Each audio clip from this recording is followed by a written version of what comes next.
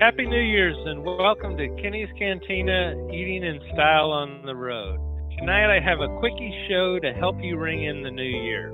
What better way to celebrate a new beginning than to mix up a unique cocktail? It's been a while since I introduced you to my Chihuahua cocktail in Season 1, Episode 12, and tonight I have a very unique cocktail for you, a Berlin Station Chief.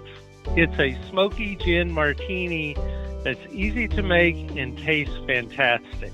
The cocktail comes from Norman Mailer's 1991 novel, Harlot's Ghost, about a CIA agent stationed in Berlin in the 1950s. And I just downloaded the book to read, all 1,155 pages, so I'll let you know how that goes. The cocktail is perfect to serve to guests, and it'll take you back to the heyday of martinis.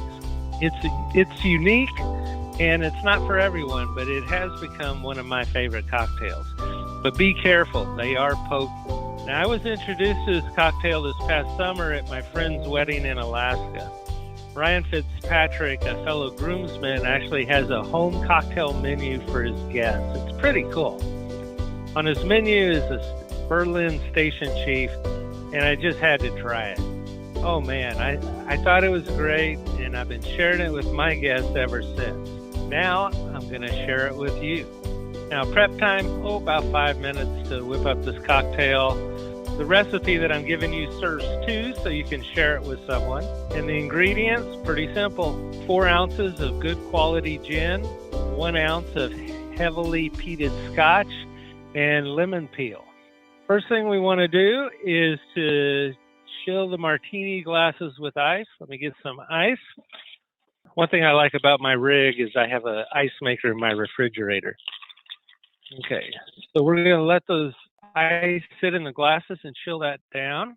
Now I'm going to take the gin and add it to a shaker or cocktail mixing glass. I've got a cocktail mixing glass with the ounces on the side, so that works out good for me. So let me pour that. Okay. All right, next we're going to take the scotch, and I'm going to add that in. Let me get some more ice, and I'm going to stir this. Get it nice and stirred. That's chilling, and you get a little ice meltage into that. Get that stirred up real good. Okay, and now I'm going to let that set for a minute and take my ice out of my martini glasses. And I'm going to take a lemon and get my peeler and just peel off a couple slices of the peel. It just gives it a little hint of lemon when you do this. Let me put that in. All right. And let me stir this up a little bit more. Let me take my strainer now and evenly pour this across the glasses. Want to be fair when you do this. All right. And that is it. So cheers. Ooh, I do love these.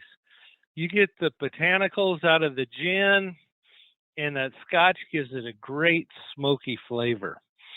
Ooh, tonight I'm sharing cocktails with my friends Kristen and Joe, and by the looks on their face, it's a big hit. So now some tips on this. Like I said, this is great for a cocktail party to have a unique cocktail. But now one thing, it's not for everyone. So what I like to do is I'll make a batch up and let people give it a try before I pour a full one for them, just so that they can taste it. And when you're making this cocktail, you want to use a good quality gin for it. And the scotch for this cocktail needs to be heavily peated scotch. This is where you get the smokiness. And scotches from Islay are a good choice as they have a heavy peat to it. Now, one thing though, Islay single malt scotch is not cheap. I think I paid $70 for a bottle. But at 1 ounce at a time for 2 cocktails, it'll last you a while.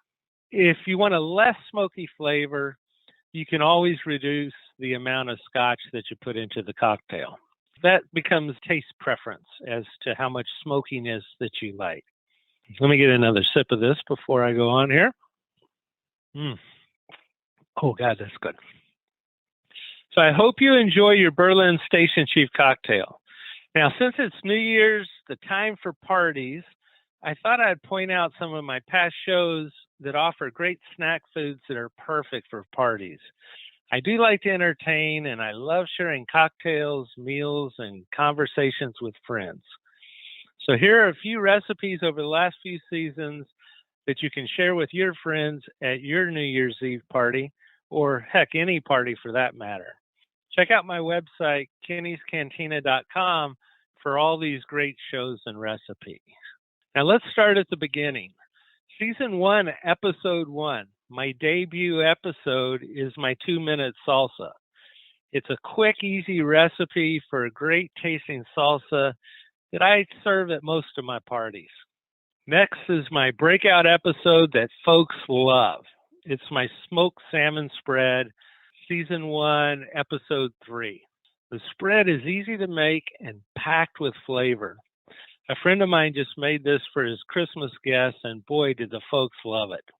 Now, if you're wanting to serve a little bit more, consider serving a shrimp boil for your party, or you can just prepare the shrimp and leave out the corn and potatoes and chill it for your party.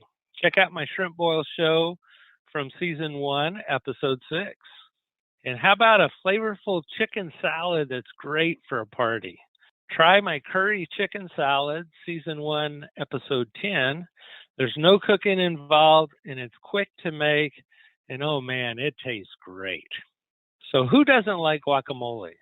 It's always a fresh tasting appetizer.